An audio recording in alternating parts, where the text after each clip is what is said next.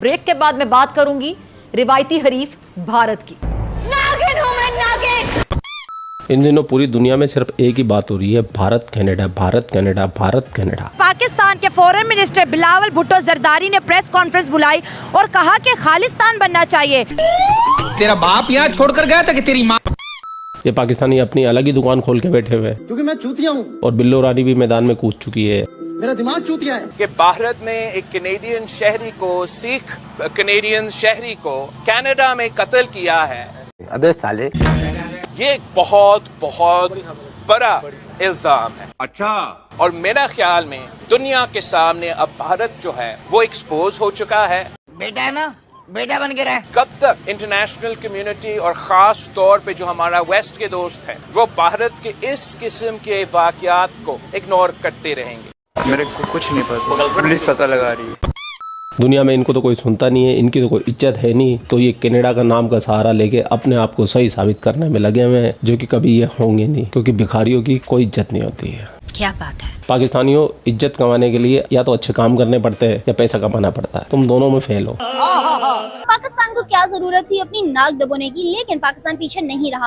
पाकिस्तान ने इसके अंदर अपनी टांग घुसाते हुए कहा है कि असल में एक्स्ट्रा टेरिटोरियल किलिंग जो है वो हिंदुस्तान के अंदर होती है और इस वक्त जो मसला चल रहा है उसमें सारा का सारा कसूर हिंदुस्तान पे आता है। जैसा कि मैंने आपको कल भी बताया, मैं आज भी बता रहा हूँ, पाकिस्तान की मीडिया हर दूसरा टॉपिक इसी मुद्दे पे कर रही है। भारत की जितनी ज्यादा हो सकती है नेगेटिव छवि बनाने की कोशिश में लगे हुए हैं, और इस काम में फिजा खलीफा तो चैंपियन है। उसको तो झूठ बोलने के बड़े बड़े अवार्ड मिल चुके हैं। नाम निहाद जमहूरियत के अलमबरदार भारत एक तरफ अमन और जमहूरियत का भाषण देते नहीं थकता और खुद अपनी इंतहा पसंद आरएसएस की सोच से दुनिया का अमन खराब करने के दर पे है। फिजा खलीफा, हमारे हिंदुस्तान को तो छोड़ो, तुम्हारे पाकिस्तान में तुम्हारे मुल्क की क्या दशा चल रही है ये तो बताओ हमारी ऑडियंस को। कहते हैं अल्लाह ताला इशारों में बात करता है। जब किसी कौम से खुश होता है तो रहमत बरसाता है, और जब गजबनाक होता है तो अजाब नाजिल करता है। डॉलर की ऊंची उड़ान जारी, लोग सस्ते आटे की हुसूल के लिए दर बदर की ठोकरें खाने लगे। ताज़ा और अहम खबर दे, हुकूमत का पेट्रोलियम मसनूआत की कीमतों में इजाफे का ऐलान। रुपया मजीद कमजोर हो गया। सुबह के बच्चे भूखे बैठे हैं, 3 दिन उसे नाकस टोटा 150 रुपए का किलो लेके आ रहे हैं। आज जितनी बदतरीन हालत इस कौम की है, लगता है खुदा नाराज है शायद। पेट्रोल और डीजल की कीमत में 35 रुपए का इजाफा कर दिया गया। हुकूमत ने मरने पर भी टैक्स लगा दिया, जाएं तो जाएं कहां। प्राइवेट चक्कियों में आटा 160 रुपए फी किलोग्राम तक पहुंच गया। पैनाडोल और डिस्प्रिन जैसी बिल्कुल आम दवाई, आम मेडिसिन भी पाकिस्तान में नायाब होती जा रही है। रोटी छीन कर खाने की नौबत आ चुकी है, लोग खुद को आग लगा रहे हैं। नंगापन आ रहा है जो आज से 100 सदी पहले था। घास खाएं और गुजारा करें। इधर देखते हैं तो कर्जा, इधर देखते हैं तो कर्जा, उधर देखते हैं कर्जा, पीछे देखते हैं कर्जा। आज हम किसी दोस्त मुल्क में जाते हैं तो वो कहते हैं ये आए हैं मांगने के लिए। टेलीफोन किसी को करते हैं तो वो समझते हैं ये मांगेंगे हमसे। हम पे उंगली बाद में उठा लेना, पहले अपनी दशा सही करो।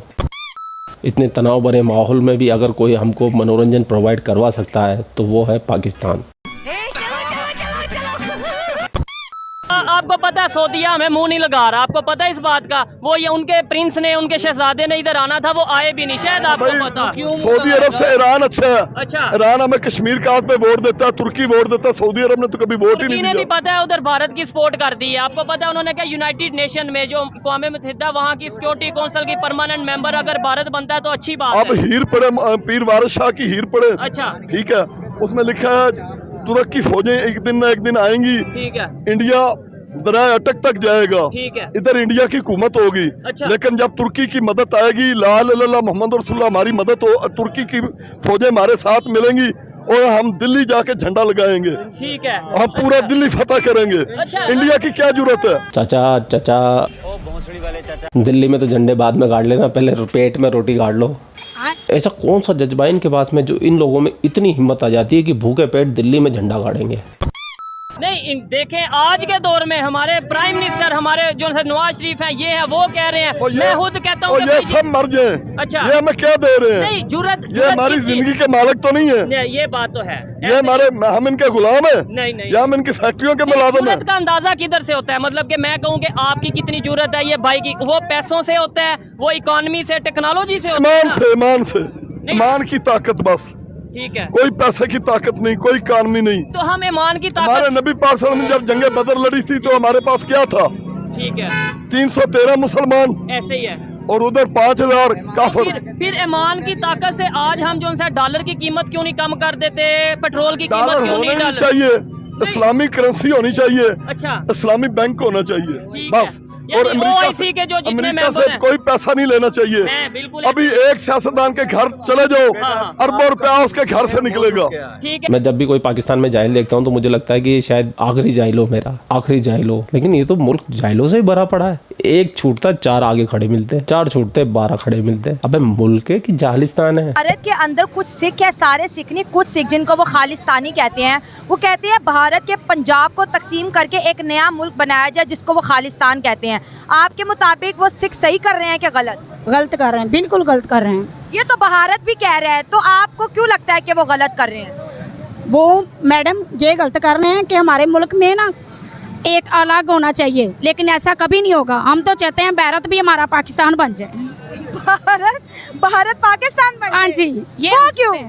वो क्योंकि हम ये चाहते हैं हमारे पे मुसलमानों पे जुल्म ना हो, जो सितम हो रहे हैं वो बिल्कुल ना उधर हो, ठीक है ना। या तो भारत को सबक सिखाना चाहिए, तो या फिर भारत को ख़त्म कर दिया जाना चाहिए, बस। हो ये अच्छा, आपने बड़े जज्बाती वे में बात की। आपको पता है भारत के अंदर इस वक्त कितने मुसलमान रहते हैं? मुसलमान रहते हैं, लेकिन जो हम मुसलमानों का जुल्म है ना, वो मुसलमान नहीं सह सकते। इतना वो भारत में जुल्म कर रहे हैं। कभी देखा इधर कोई भारतीय आया तो हमने उन पर जुल्म किया?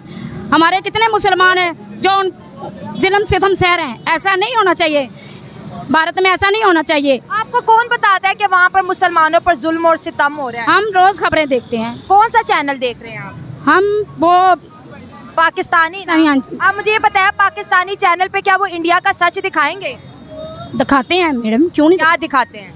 जुल्म सितम उनके होते हुए दिखाते हैं, और क्या दिखाते हैं? आपको पता है उनके अभी प्राइम मिनिस्टर ने मुसलमान विमेंस के लिए इतना काम किया है, मुसलमान लड़कियों को स्कॉलरशिप दिए हैं, मदरसों के अंदर कंप्यूटर लगा दिए कि जो बच्चा मदरसे जाता है वो साथ साथ कंप्यूटर भी सीखे, एजुकेशन। वो तो आपको पता है अगर मुसलमान वोट ना दें तो वहाँ पे सरकार नहीं बन सकती।